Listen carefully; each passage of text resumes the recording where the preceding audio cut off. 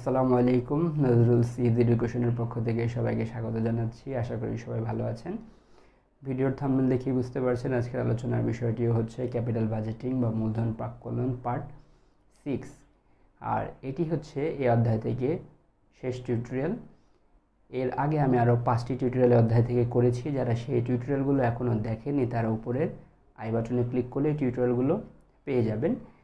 আর ওই টিউটোরিয়ালগুলো যদি আপনারা ধারাবাহিকভাবে না দেখে থাকেন তাহলে এই টিউটোরিয়ালটি আপনারা কিছুই বুঝতে পারবেন না।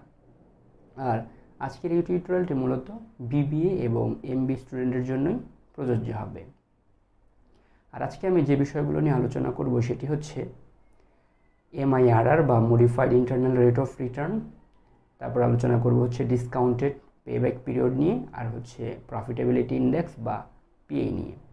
তাহলে আলোচনাটি শুরু করা যাক। আপনারা দেখতেই পাচ্ছেন আমি একটি ইনভেস্টমেন্ট নিয়েছি 40,000 টাকা এবং 4 বছরের জন্য ক্যাশ ফ্লো নিয়েছি এবং 0 বছরে একটি ক্যাশ ফ্লো দেখতে পাচ্ছেন, সেটিকে ব্র্যাকেট দেয়া আছে। এটিকে আসলে ইনভেস্টমেন্ট বলা হয়। ইনভেস্টমেন্ট এরকমভাবে ডিরেক্ট লেখা থাকতে পারে, আবার ইনভেস্টমেন্ট 0 বছরে মাইনাস ফিগারও থাকতে পারে। দুটোই আমি এক নিয়েছি আপনাদেরকে বোঝানোর জন্য, কারণ মাঝে মাঝে এরকম 0 বছর দিয়ে আসলে স্টুডেন্টরা প্রায় কনফিউজড হয়ে যায় যে এটি আবার কি। তাহলে কনফিউজডের কোনো কারণ নেই, এটি হচ্ছে ইনভেস্টমেন্ট বা বিনিয়োগ।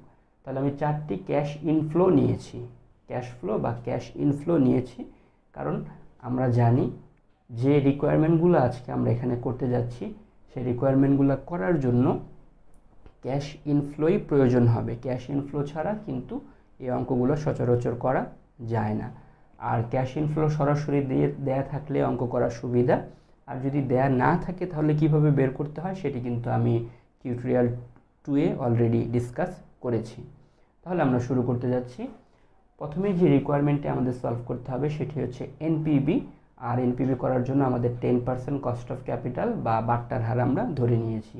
যদিও এনপিবি নিয়ে আমি পার্ট 5-এ আলোচনা করেছি, তারপরেও এনপিবি আমার এই পার্টে অন্য একটি সমাধান করার জন্য প্রয়োজন হবে, তাই এটি আমি এডিশনাল হিসেবে নিয়েছি। তাহলে এনপিবি কীভাবে করতে হয় আরেকবার সমাধান করে দেখিয়ে দিচ্ছি আমি। প্রথমেই আমি রিকোয়ারমেন্ট 1-এর সলিউশন করছি এনপিবি 10% রেটে। আমরা জানি এনপিবির একটি সূত্র আছে, এটি হচ্ছে সামেশনের সাইন বা যোগফলের সাইন। সিএফএন হচ্ছে ক্যাশ ফ্লো এন বা বছর, 1 যোগ কে হচ্ছে বাট্টার হার, আর এন হচ্ছে বছর, আর মাইনাস হচ্ছে CF0 মানে হচ্ছে ইনভেস্টমেন্ট বা বিনিয়োগ। তাহলে আপনারা দেখতেই পাচ্ছেন প্রথম ক্যাশ ফ্লো ছিল হচ্ছে প্রথম বছরে 10,000 টাকা, তাই আমি এখানে 10,000 টাকা বসিয়েছি। 1 সূত্রের জন্য ছিল, আর কে ছিল 10%, যেহেতু কস্ট অফ ক্যাপিটাল তাই আমি এখানে 0.10 বসিয়েছি, আর যেহেতু প্রথম বছর তাই এখানে আমি 1 বসিয়েছি। যোগ দ্বিতীয় বছরের ক্যাশ ফ্লো আপনারা দেখতেই পাচ্ছেন 5,000 টাকা, তাই আমি এখানে 5,000 বসিয়েছি।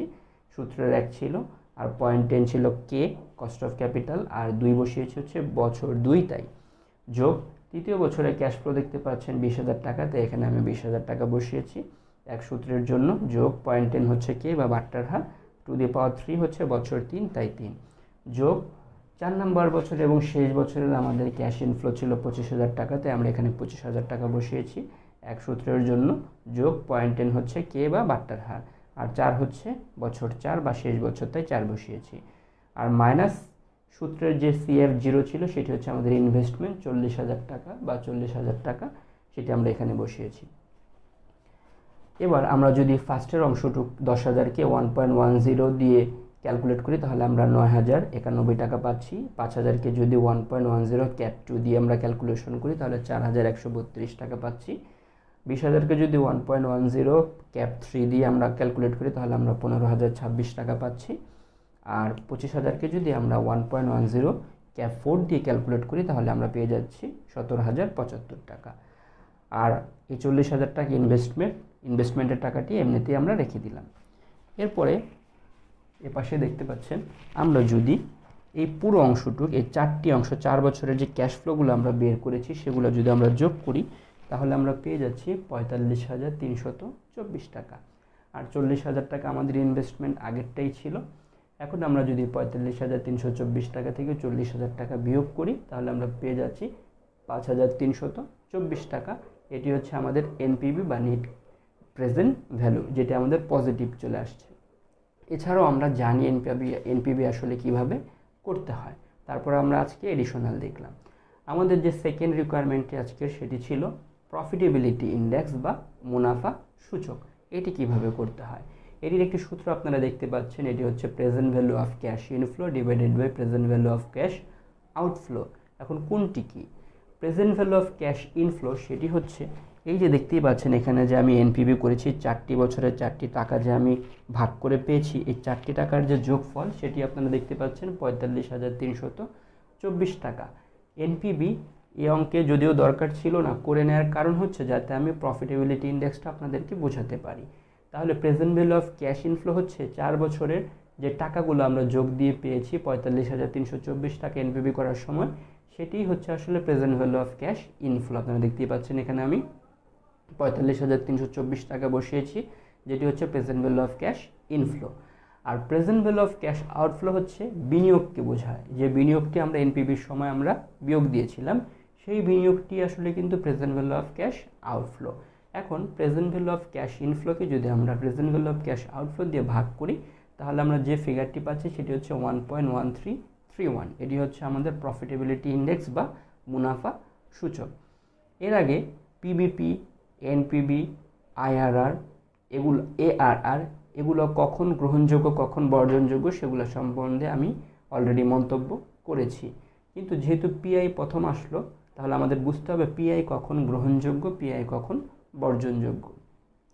মুনাফা সূচকের যে আদর্শ মান সেটি হচ্ছে 1, সবসময় 1। এটি হচ্ছে মুনাফা সূচকের আদর্শ মান। যদি আমার আনসারটি মুনাফা সূচকের যে আদর্শ মান সেখান থেকে বেশি হয়, তাহলে অবশ্যই প্রজেক্ট বা প্রকল্পটি গ্রহণযোগ্য, আর যদি কম হয় তাহলে প্রকল্পটি বর্জনযোগ্য। যদিও এখানে দুটি প্রকল্প আমি নেইনি, তুলনা করার কোনো সুযোগ নেই, কিন্তু যদিও এখানে একটি প্রকল্প রয়েছে আর এটি আদর্শ মানের থেকে বড়, আদর্শ মান যেহেতু 1, এখানে যেহেতু 1 থেকে বেশি আছে আনসারটি 1.1331, তাহলে বলা যায় প্রকল্পটি কিন্তু গ্রহণযোগ্য। তার মানে আদর্শ মান হচ্ছে 1 থেকে যদি পিআই এর আনসারটি বড় হয় তাহলে পিআই গ্রহণযোগ্য, আর তা না হলে বর্জনযোগ্য। এবার রিকোয়ারমেন্ট 3 এর যে আমরা আনসারটি করব সেটি হচ্ছে modified internal rate of return বা এমআইআরআর। এমআইআরআর এর সাথে আইআরআর এর কিন্তু একটা রিলেশন রয়েছে। আইআরআর বলতে আমরা জানি হচ্ছে ইন্টারনাল রেট অফ রিটার্ন, আর এমআইআরআর মানে হচ্ছে মডিফাইড ইন্টারনাল রিটার্ন। তার মানে আইআরআরকে যখন মডিফাইড করে কোনো রেট অফ রিটার্ন নির্ণয় করা হয় সেটিকে আসলে কিন্তু modified internal rate of return বলা হয়। তাছাড়া আইআরআর এর কিছু সীমাবদ্ধতা রয়েছে বা কিছু প্রবলেম রয়েছে, যে প্রবলেমগুলোকে আসলে সমাধান করার জন্যই কিন্তু এমআইআরআর এর উদ্ভব ঘটেছে। তাহলে এমআইআরআর এর যে ফর্মুলাটি সেটা আমরা দেখতে পাচ্ছি। শুরুতে আমাদের একটা এন দেখতে পাচ্ছি, আর একটি রুট ওভার নিয়েছি আমরা। সূত্রটি উপরে রয়েছে টার্মিনাল ভ্যালু, সেটিকে আমরা শর্টকাট টিবি বলে জানি, আর নিচে হচ্ছে CF0 বা বিনিয়োগ, আর শেষের দিকে একটি -1 রয়েছে। এখন এই অঙ্ক করার জন্য আমাদের সব ডেটাই আছে হাতে, কিন্তু শুধুমাত্র টার্মিনাল ভ্যালুটি নেই। এখন আমাদের টার্মিনাল ভ্যালুটি আগে ক্যালকুলেশন করতে হবে। তাহলে আমরা শুরুতে টার্মিনাল ভ্যালু বা টিবি ক্যালকুলেশন করে দেখাচ্ছি।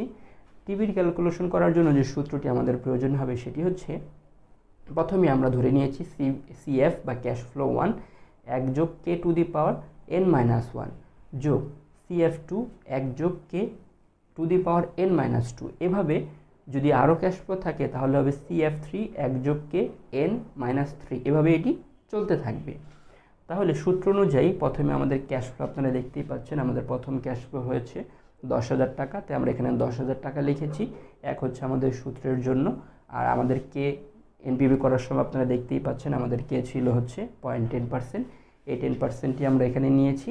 আর এন হচ্ছে সূত্রের জন্য, যেহেতু আমাদের বছর টোটাল 4, তাই আমরা এখানে 4 লিখেছি। আর -1 হচ্ছে সূত্রের জন্য, তাই এখানে আমরা -1 লিখেছি। -1 লেখার কারণ হচ্ছে এর হচ্ছে প্রথম বছর, তাই আমরা এখানে -1 লিখেছি। এবার দ্বিতীয় ক্যাশ ফ্লোতে আসি। আমাদের দ্বিতীয় ক্যাশ ফ্লো দেখতেই পাচ্ছেন 5,000 টাকা, তাই আমি এখানে 5,000 টাকা লিখেছি। এক হচ্ছে সূত্রের জন্য, আর 0.10 হচ্ছে কস্ট অফ ক্যাপিটাল। এন হচ্ছে 4 বছর, তাই আমরা এখানে 4 লিখেছি। আর যেহেতু দ্বিতীয় বছর, তাই এখানে আমরা -2 করেছি। যোগ এবার তৃতীয় বছরের ক্যাশ ফ্লো যদি দেখেন, এখানে ছিল 20,000 টাকা, তাই আমরা এখানে 20,000 টাকা লিখেছি। এক হচ্ছে সূত্রের জন্য, আর 0.10 হচ্ছে আমাদের কস্ট অফ ক্যাপিটাল। আর এন সবসময় 4 বছর, আর -3 কারণ এটা 3 নম্বর বছর, তাই এখানে আমরা 3 লিখেছি। যোগ হচ্ছে আমাদের 4 নাম্বার ক্যাশ ফ্লো, দেখতেই পাচ্ছেন 25,000 টাকা, তাই আমরা এখানে 25,000 টাকা লিখেছি এক সূত্রের জন্য, 0.10 কস্ট অফ ক্যাপিটাল। এন হচ্ছে আমাদের 4, আর বিয়োগ 4 কেন, কারণ এটা 4 নাম্বার বছর, তাই আমরা এখানে 4 দিয়েছি। তার মানে আপনাদের বুঝতে হবে টোটাল যে বছর হয়, বছর হচ্ছে টোটাল 4টি, তার মানে প্রত্যেকটা ক্যাশ ফ্লোর উপরে কিন্তু 4 4 4 এবং শুরুতেও 4 রয়েছে। আর -1 হবে প্রথম বছরের বেলায়, -2 হবে দ্বিতীয় বছরের বেলায়, -3 হবে তো তৃতীয় বছরের বেলায়, এবং -4 হবে হচ্ছে চতুর্থ বছরের বেলায়। তার মানে যে বছর সেই বছরটি বিয়োগ হবে, প্রথম বছরের বেলায় 1 বিয়োগ হবে, দ্বিতীয় বছরের বেলায় 2, এভাবে 3 4 করে বিয়োগ হতে থাকবে। এবার আমরা যদি এই ক্যালকুলেশনটুকু করি তাহলে আমরা পেয়ে যাচ্ছি 66,360 টাকা। এটি হচ্ছে আমাদের এই অঙ্কের জন্য টার্মিনাল ভ্যালু, যেটা আমাদের এমআইআর করতে গেলে লাগবে। তাহলে আমরা টার্মিনাল ভ্যালুর মানটি আমরা 66,360 টাকা, যেটা আমরা এখানে ক্যালকুলেট করে পেলাম, সেটা আমরা এখানে বসালাম। আর CF0 হচ্ছে আমাদের 40,000 টাকা, মানে এটি ছিল ইনভেস্টমেন্ট বা বিনিয়োগ। আপনারা দেখতেই পাচ্ছেন এখানে ইনভেস্টমেন্ট আমাদের 40,000 টাকা আছে, তাই এখানে আমরা 40,000 টাকা বসালাম। আর এন যেহেতু 4 বছর, তাই আমরা এখানে রুটের এখানে 4 বসালাম, আর -1 ছিল সূত্রের জন্য। এখন আমরা যদি 66,360 টাকাকে 40,000 টাকা দিয়ে ভাগ করি তাহলে আমরা পেয়ে যাচ্ছি 1.659। আর এই 4টি এখানে 1/4 কীভাবে আসলো সেটা আমি দেখাচ্ছি। যদি এখানে যেহেতু এইভাবে আছে, তাই এটিকে উঠানোর জন্য আমরা 1/4 লিখেছি। যদি এখানে এরকম থাকতো তাহলে আমরা 1/3 লিখতাম, যদি এখানে এরকম থাকতো তাহলে আমরা 1/5 লিখতাম, এভাবে এটি চলবে। তাই এই 4 আর রুটকে আমরা উঠিয়ে এর পরিবর্তে আমরা লিখেছি 1/4, আর 1/4 কিন্তু এটি পাওয়ার হিসেবে আছে। তাই আমরা যদি 1.659কে 1কে 4 দিয়ে ভাগ দিলে আমরা জানি 0.25 আসবে, তাই 1.659 পাওয়ার বা ক্যাপ যদি 0.25 দিই তাহলে আমরা পেয়ে যাব হচ্ছে, এবং তার সাথে যদি আমরা কি করি এই 1টি বিয়োগ করি তাহলে আমরা 1.659কে যদি 0.25 দিয়ে মাল্টিপ্লাই পাওয়ার করি তাহলে আমরা পেয়ে যাচ্ছি 1.1349। আর সূত্রের একটি বিয়োগ ছিল এখানে দেখতেই পাচ্ছেন, তাই এই সূত্রের বিয়োগটা আমরা এখানে -1 করলাম। তাই 1.1349 থেকে যদি আমরা -1 বাদ দিই তাহলে আমরা পেয়ে যাচ্ছি 13.49%। এটিকে আমরা 100 দিয়ে গুণ করে সরাসরি আমরা এখানে এভাবে বসিয়েছি। আমি আবারও বলছি, 1.659কে যদি আমরা 1/4, তার মানে 1কে 4 দিয়ে যদি আমরা ভাগ দিই তাহলে আমরা 0.25 পাবো।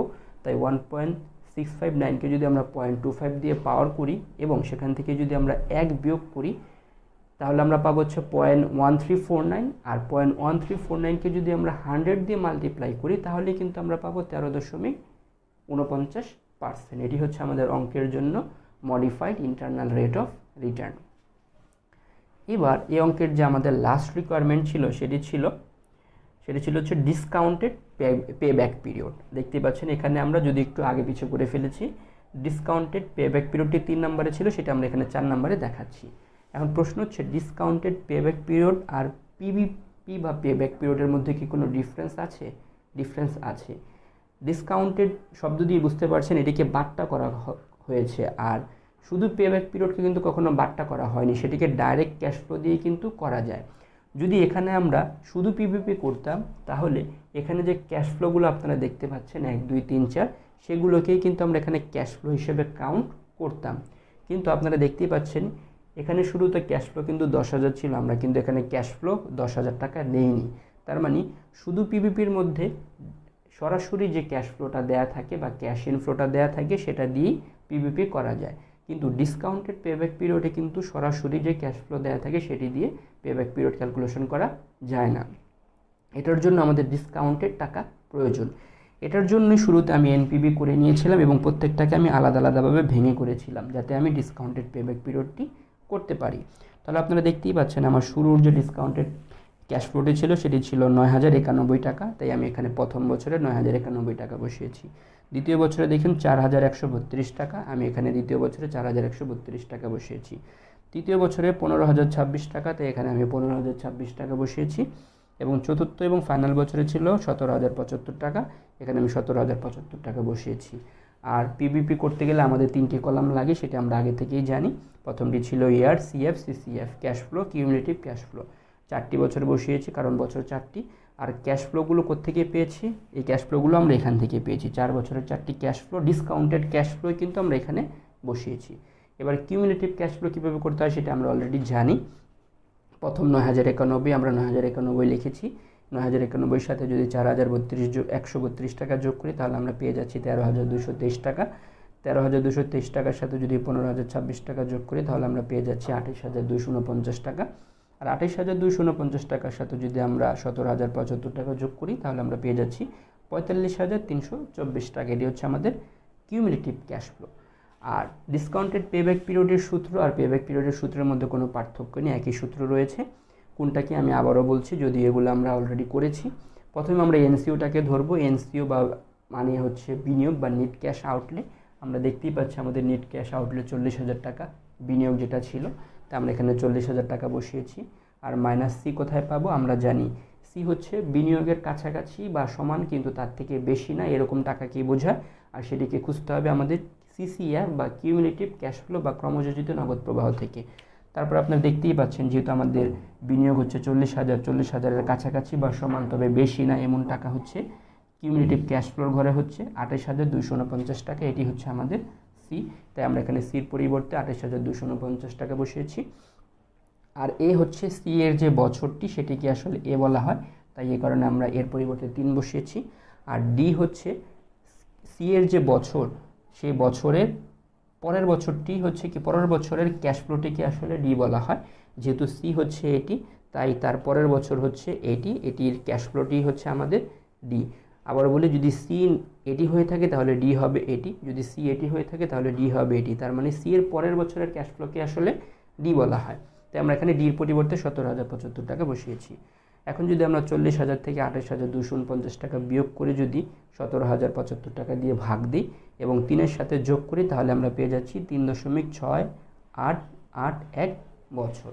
এটি ছিল আমাদের এই অঙ্কের জন্য ডিসকাউন্টেড পেব্যাক পিরিয়ড। পেব্যাক পিরিয়ডের একটি সমস্যা ছিল যে সেখানে ক্যাশ ফ্লোকে বা time value of Manike consider করা হয় না, অর্থের সময়মূল্যকে বিবেচনা করা হয় না। আর সেই সীমাবদ্ধতাকে সমাধান করার জন্যই কিন্তু মূলত ডিসকাউন্টেড পেব্যাক পিরিয়ডের উদ্ভব ঘটেছে। আর পিবিপি বলতে আমরা বুঝে থাকি বিনিয়োগকৃত টাকা কত দ্রুত আমার কাছে চলে আসবে সেটিকে আসলে বোঝায়। আর পিবিপি যত ছোট হয় রেজাল্টটি কিন্তু আমাদের জন্য ততটাই বেশি গ্রহণযোগ্য হয়ে থাকে। এখানে যদি আমার বোর্ড পুরো লেখা ভরে গেছে, আমি এখানে আরেকটু ক্যালকুলেশন করে আপনাদের এখনই দেখাচ্ছি। Don't go anywhere, I will be right back. বলেছিলাম আপনাদেরকে টিউটোরিয়ালে আরেকটু অংশ বাকি আছে, আরেকটু অংশ শুরু করছি। তাহলে দেখতেই পাচ্ছেন আমি এখানে একটি এনপিবি প্রোফাইল করে দেখাচ্ছি আপনাদের এখন, কারণ এটি অনেকের রিকোয়ারমেন্ট ছিল যে স্যার এনপিবি প্রোফাইল একটু করে দেখান, কারণ এটি যেহেতু একটু গ্রাফিক্যাল বিষয় অনেকে আমরা এটা করতে পারি না পরীক্ষার হলে। তাই আমি একটি প্রজেক্ট যেহেতু নিয়েছি, একটি প্রজেক্ট দিয়ে একটি এনপিবি প্রোফাইল আপনাদেরকে করে দেখাচ্ছি। এনপিবি প্রোফাইল কি? আমরা যে আইআরআর বা ইন্টারনাল রেট অফ রিটার্ন সচরাচর বের করি সেটাকে আসলে গ্রাফিক্যালি প্রেজেন্ট করা কি আসলে কিন্তু এনপিবি প্রোফাইল বলা হয়। তার মানে এনপিবি যে আমরা দুইবার বের করি, একবার আইআরআর নির্ণয় করার জন্য, সেটিকে যখন গ্রাফিক্যালি রিপ্রেজেন্ট করা হয় তখনই সেটাকে কিন্তু আসলে এনপিবি বা নেট প্রেজেন্ট ভ্যালু প্রোফাইল বলা হয়। এটি করা আসলেই অত্যন্ত সহজ। চলুন দেখি। আপনারা দেখতেই পাচ্ছিলেন যখন আমি এনপিবি করেছিলাম তখন আমাদের আনসার ছিল 5,324 টাকা। সেটি কিন্তু পজিটিভ এনপিবি ছিল। আমরা জানি আইআরআর কীভাবে করতে হয় সেটি সম্বন্ধে আমরা অলরেডি টিউটোরিয়াল 5-এ কিন্তু আলোচনা করেছি। আমরা জানি যে এনপিবি আইআরআর করতে গেলে কিন্তু দুইবার এনপিবি করতে হয়। তাহলে অলরেডি যেহেতু আমাদের এনপিবি একবার করা আছে, 5,324 টাকা প্লাস আছে, আমাদের মাইনাস করতে হবে। তাই আমাদেরকে কস্ট অফ ক্যাপিটালটাকে আমরা জানি মাইনাস করতে গেলে বাড়াতে হয়। তাই আমরা 18% দিয়ে ধরে করে নিয়েছি। আপনারা 16 দিয়ে করলেও আশা করি মাইনাস ফিগারে চলে আসবে। তাই আমি এনপিবি এখানে সরাসরি করে নিয়েছি, যেহেতু আমরা জানি এনপিবি কীভাবে করতে হয়। 18% আমি এনপিবি করলাম, আমার কিন্তু মাইনাস টাকা চলে আসছে 2867 টাকা। আইআরআর কীভাবে করতে হয় সেটিও কিন্তু আমি টিউটোরিয়ালে অলরেডি আলোচনা করেছি। আইআরআরের সূত্র আপনারা দেখতেই পাচ্ছেন, এলআর মানে হচ্ছে ছোটো ডিসকাউন্ট রেট। আমাদের ছোটো ডিসকাউন্ট রেট কিন্তু 10 ছিল, একটু দেখতেই পাচ্ছেন। আমরা এখানে এনপিবি কিন্তু 10% অলরেডি একবার করেছি, সেই 10% এখানে বসিয়েছি। আর 10% টাকা কত ছিল? 5,324 টাকা, এটি আমরা এখানে বসিয়েছি। আর নিচে হচ্ছে এনপিবি লোয়ার রেট, মানে ছোটো পার্সেন্টেজে কত টাকা ছিল, 5324 টাকায় ছিল, এটা আমরা এখানে বসিয়েছি। আর বড় পার্সেন্টেজে আনসার কত ছিল, এই যে বড় পার্সেন্টেজ মানে 18% কত টাকা, 2867, আমরা এটা এখানে বসিয়েছি। যেহেতু এটি মাইনাস ফিগার, তাই আমরা এখানে মাইনাস এই ফিগার হিসেবে বসিয়েছি, আপনারা চাইলে একবারে যোগ দিয়েও বসাতে পারেন। আর এখানে হচ্ছে গুণ অবস্থা থাকবে 18, মানে বড় পার্সেন্ট থেকে ছোটো পার্সেন্টটি বিয়োগ হবে, তাই 18 হচ্ছে বড় পার্সেন্টেজের আর 10 হচ্ছে ছোটো পার্সেন্টেজ। এখন আমরা জানি এই 10-এর 10 উপরে 5324কে যদি নিচের এই অ্যামাউন্টটি যোগ করে ভাগ দিই তাহলে আমরা পেয়ে যাচ্ছি 0.6499। আর 18 থেকে 10 গেলে আমরা জানি হচ্ছে 8 থাকে, তাই এখন যদি আমরা এই 0.6499-এর সাথে 8কে মাল্টিপ্লাই করি এবং 10-এর সাথে যোগ দিই তাহলে আমরা পেয়ে যাচ্ছি 15.199%। এটি হচ্ছে আমাদের আইআরআর। আইআরআর কীভাবে করতে হয় সেটা কিন্তু আমরা অলরেডি জানি। আমাদের মূল পয়েন্ট ছিল কীভাবে এনপিবি প্রোফাইল করতে হয়, সেটার জন্য আমি 2টি এনপিবি করে নিয়েছি এবং একটি আইআরআর করে নিয়েছি যাতে আপনাদেরকে বোঝাতে পারি। এখন আপনারা দেখতেই পাচ্ছেন এনপিবি প্রোফাইল করার জন্য আপনাদের এরকম করে একটি ডায়াগ্রাম আঁকতে হবে। আমরা নিচের অক্ষে মাইনাস ফিগারের টাকাগুলো নিয়েছি আর উপরের দিকে আমরা প্লাস ফিগারের টাকাগুলো নিয়েছি। কত করে টাকার রেঞ্জ হবে সেটি নির্ভর করে হচ্ছে আপনার এনপিবি প্লাস টাকা কত, এনপিবি মাইনাস টাকা কত। যেহেতু প্লাস টাকা 5324, মাইনাস টাকা 2867, তাই আমি 2000 করে রেঞ্জ নিয়েছি। আপনারা 1000 করেও নিতে পারেন, কে কত করে নেবেন এটা প্রত্যেকের ব্যক্তিগত বিষয়। তবে সুবিধার জন্য, সুন্দরের জন্য আমি 2000 করে ধরেছি, তাই আমি উপরে প্লাস ফিগারেরগুলোকে 2000, 4000, 6000 ধরেছি। একই রকমভাবে মাইনাস ফিগারগুলোকে কিন্তু আমি 2000, 4000 এবং 6000 ধরেছি, আর এটি হচ্ছে শূন্যর অ্যামাউন্ট। আর নিচের যে অক্ষরটি আপনারা হরিজেন্টালি দেখতে পাচ্ছেন সেটি হচ্ছে যে স্ট্রেট লাইনটি দেখতে পাচ্ছেন সেটিকে আমি 5%, 10%, 15, 20% ধরেছি।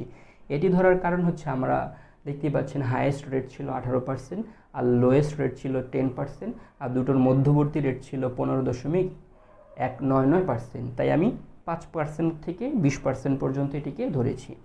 এখন এনপিবি প্রোফাইল করার জন্য আপনার প্রথমে বুঝতে হবে আপনার ছোট রেটটি কত ছিল। আপনার দেখতেই হবে ছোট রেট ছিল 10%, তাই 10%-এর পয়েন্টটি আপনারা সবতে দেখতে পাচ্ছেন, একটু সাবধানে লক্ষ্য করবেন। এই 10-এর উপরে দেখুন এই ফোঁটাটি আমি নিয়েছি, 10%-এর ফোঁটাটি। আর এটি সোজাসুজি লক্ষ্য করুন, এটি সোজাসুজি টাকা হচ্ছে 5324 টাকা। এটি হচ্ছে 10%-এর যে টাকাটি ছিল, এইখানে 5324-এর একদম বরাবর নিয়েছি। এবার বড় পার্সেন্ট মানে 18%-এর যে আনসার ছিল 2867, তা আমি ঠিক 18%, এই যে 20-এর কাছাকাছি 18%-এর ঠিক নিচে সোজাসুজি যদি লক্ষ্য করেন এখানে কত টাকা হবে, এখানে হবে হচ্ছে প্রায় 2800 কত টাকা হচ্ছে 67 টাকা। তার মানে 2867 টাকার মাইনাস টাকা সোজাসুজি 18%-এর সোজাসুজি আমি একটি পয়েন্ট নিলাম। তার মানে হায়েস্ট পয়েন্টের টাকা সোজাসুজি একটি পয়েন্ট আর লোয়েস্ট পয়েন্টের টাকা সোজাসুজি একটি পয়েন্ট নিলাম আমরা। এই যে লোয়েস্ট পয়েন্ট এবং হায়েস্ট পয়েন্ট এই দুইটা যে পার্সেন্টেজ ছিল এটিকে যদি আমরা ইন্টারসেক্ট করি, একদম সোজাসুজি একটি স্ট্রেট লাইন ড্র করি বা আঁকি, তাহলে যে পয়েন্টটি ইন্টারসেক্ট করবে বা ছেদ করবে সেটিকে কিন্তু আসলে আইআরআর বলা হবে। দেখুন আমাদের আইআরআর ছিল 15.199%। দেখুন যে পয়েন্ট দিয়ে ইন্টারসেক্ট করে গেল সেটিও কিন্তু 15.199%। তার মানে আপনাদের যখনই আপনারা এনপিবি প্রোফাইল ড্র করবেন অবশ্যই আগে লোয়েস্ট পয়েন্ট এবং হায়েস্ট পয়েন্ট ড্র করবেন এবং এটিকে যদি ইন্টারসেক্ট করে দেন তাহলে কিন্তু আপনার আইআরআর পয়েন্টটি পেয়ে যাবেন। তবে এখানে অনেক সময় ড্র করতে গেলে আইআরআর আনসারের সাথে এটি স্ট্রেট লাইন ড্র করলে মিলানো যায় না। এ কারণে আপনারা একটু চোরামি বুদ্ধি অবলম্বন করবেন। সেটার জন্য আপনারা আগে আইআরআর পয়েন্টটি ড্র করে নেবেন, তারপরে হায়েস্ট পয়েন্ট লোয়েস্ট পয়েন্টটি ড্র করে নেবেন, তারপরে স্ট্রেট লাইন দিলে কিন্তু আপনাদের মিলানো সুবিধা হবে। আর যদি হায়েস্ট পয়েন্ট লোয়েস্ট পয়েন্ট দেওয়ার পরে মিলাতে যান মাঝে মাঝে এটি মিলানো কষ্টসাধ্য হয়ে যায়। তারপরও আপনারা যেটি ভালো মনে করেন সেটি করবেন। তাহলে কিভাবে এনপিবি প্রোফাইল করতে হয় আশা করি আপনারা বুঝতে পেরেছেন। আরেকটি হ্যাক্স যেটি অধ্যায় থেকে না বললেই নয় সেটি হচ্ছে আপনারা মাঝে মাঝে লক্ষ্য করলে দেখবেন অঙ্কের মধ্যে কিন্তু স্যালভেজ ভ্যালু বা ভগ্নাবশেষ মূল্য দেয়া থাকে। ধরলাম আমি স্যালভেজ ভ্যালু আজকে 1000 টাকা, তাহলে যদি ক্যাশ ফ্লো বা ক্যাশ ইনফ্লো সরাসরি অঙ্কের দেয়া থাকে তাহলে আমরা জানি অঙ্ক করতে কোনো প্রবলেম হয় না, সেই টাকাগুলো দিয়েই কিন্তু আসলে অঙ্ক করা যায়। কিন্তু যদি cash flow before tax and depreciation দেয়া থাকে তখন কিন্তু ক্যাশ ফ্লো পর্যন্ত ক্যালকুলেশন করে আসতে হয়। কিন্তু ধরুন আমার ক্যাশ ফ্লো দেয়া আছে আবার স্যালভেজ ভ্যালুও দেয়া আছে, তাহলে স্যালভেজ ভ্যালুর কিন্তু স্বভাবতই কোনো কাজ ক্যাশ ফ্লো দেয়া থাকলে হওয়ার কথা না, কিন্তু আসলে কিন্তু তা না। যদি কখনো কোশ্চেনে প্যাচ রাখতে চায় টিচার তাহলে তিনি ক্যাশ ইনফ্লো দিয়ে দিবে প্লাস স্যালভেজ ভ্যালুও দিয়ে দিবে, ভগ্নাবশেষ মূল্যও দিয়ে দিবে আপনাকে পরীক্ষা করার জন্য আপনি কি এই ট্রিক্সটি ধরতে পারছেন কি না। কখনও যদি স্যালভেজগুলো অঙ্কে দেয়া থাকে, ক্যাশ ফ্লো দেয়া থাকে, তাহলে আমরা জানি স্যালভেজগুলো একদম শেষ বছরে যোগ হয়। এই ক্ষেত্রেও আপনি যখন এনপিবি করবেন বা পিবিপি করবেন তখন শেষ বছরের যে টাকা সেই টাকার সাথে শুধুমাত্র ক্যাশ ফ্লোটি যোগ করলেই হবে, আর কোনো কাজ নেই। তাহলে আপনি দেখতে পাচ্ছেন আমার শেষ বছরে ক্যাশ ফ্লো কিন্তু 25,000 টাকা। আপনি যদি এটার সাথে এই 1,000 টাকাটি যোগ করেন, তার মানে আপনি যদি এখানে 25-এর পরিবর্তে 26,000 টাকা লেখেন, তাহলেই কাজ শেষ, আর কোনো কাজ নেই। আবারও বলছি, ক্যাশ ইনফ্লো থাকা অবস্থায়ও যদি স্যালভেজ ভ্যালু অঙ্কে থাকে, তাহলে সেটির কাজ হচ্ছে শুধুমাত্র শেষ বছরের ক্যাশ ফ্লোর সাথে স্যালভেজ ভ্যালুটি আপনি যোগ করে অঙ্ক করে দিবেন। এছাড়া আর কোনো কাজ এই স্যালভেজ ভ্যালুর ক্যাশ ইনফ্লোর সাথে নেই। এই ছিল এই অধ্যায় থেকে সব থেকে শেষ টিউটোরিয়াল, এবং আশা করি আপনাদের বোঝাতে সক্ষম হয়েছি। যেহেতু রমজান মাস চলছে, সবাই আল্লাহর ইবাদত করুন, আল্লাহর কাছে আমাদের এই করোনা ভাইরাস থেকে মুক্তির জন্য প্রার্থনা করি সবাই আমরা। কারণ বিশ্বজুড়ে আমরা জানি মৃত্যুর সিরিয়াল শুধু বাড়ছেই তো বাড়ছে। আলহামদুলিল্লাহ বাংলাদেশের অবস্থা যদিও ভালো, তারপর আল্লাহর কাছে আমরা এই আযাব থেকে পানা চাই। সবাই ভালো থাকুন, ভালো রাখুন। অবশ্যই টিউটোরিয়ালগুলো যদি ভালো লাগে লাইক, কমেন্ট এবং শেয়ার করুন, এবং অবশ্যই আমার চ্যানেলটি সাবস্ক্রাইব করুন। ভালো থাকুন। আসসালামু আলাইকুম ওয়া রাহমাতুল্লাহ।